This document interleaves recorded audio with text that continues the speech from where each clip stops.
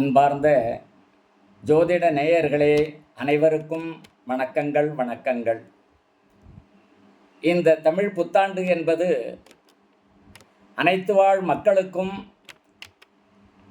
இனிதாக இருக்கட்டும், வாழ்வாதாரம் செழிக்கட்டும், வளம் பெருகட்டும், நல்லோர்கள் வாழட்டும், அதர்மங்கள் ஒழியட்டும் என்று சொல்லி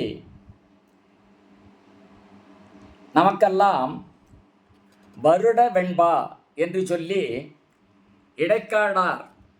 இடைக்காடார் என்று சொல்லக்கூடிய ஒரு சித்தர் 60 வருடங்களுக்கும் வெண்பா என்று சொல்லக்கூடிய வெண்பாவை எழுதிவிட்டு சென்றிருக்கின்றார். அந்த வெண்பாவை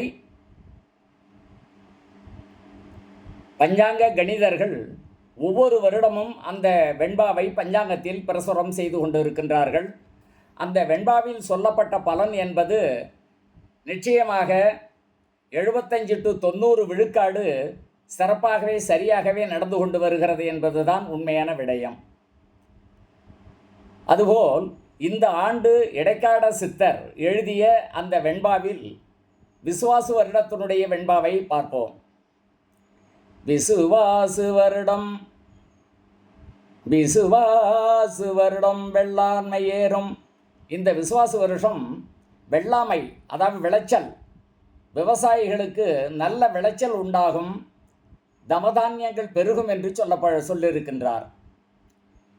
பசு மாடுகன்றுகள் பலிதமாகும். பசுமாடு மாடும் பலிக்கும். பசுமாடு, எருதுகள், மாடு என்று தனியாக பிரித்து சொல்லியிருக்கார். மாடு இது பலிதமாகும். சிசுக்கள் நாசமாகும். சிசுவதை அதிகபட்சமாக ஆகும். சிசுக்களை எல்லோரும் துன்பப்படுத்துவார்கள். சிசுக்கள் நாசம். மற்றையோர் எல்லாம் வாழ்வார்கள். மற்றவர்கள் எல்லாருமே ரொம்ப சிறு சிறப்புமாக வாழ்வார்களாம். மாதவன் கண்மேருமே உற்றுலகில் நல்ல மழை உண்டு. உற்றுலகில் நல்ல மழை உண்டு. அற்புதமான வரிகளை சொல்லி இருக்கின்றார் இடைக்காடர் சித்தர். வேளாண்மை மேலோங்கும். பசுக்களும் காளை மாடுகளும் விருத்தி அடையும். குழந்தைகள் கொஞ்சம் பீடிக்கப்படுவார்கள். உலகில் நல்ல மழை வறட்சிக்கும். சிறப்பான மழை இந்த ஆண்டு பொழியும். பகைவர்களுடைய கை ஓங்கும். மாதவங்கண் மீறுமே பகைவர்கள் கை ஓங்குமே.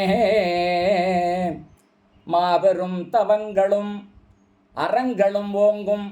எந்த அளவுக்கு அதர்மங்கள் ஓங்குகிறதோ அந்த அளவுக்கு தெய்வ பக்திகளும் தான தர்மங்களும் தவங்களும் ஓங்கும். நன்மைகள் தீமைகள் இரண்டுமே சரிசமமாக இந்த ஆண்டு நடக்குமாம்.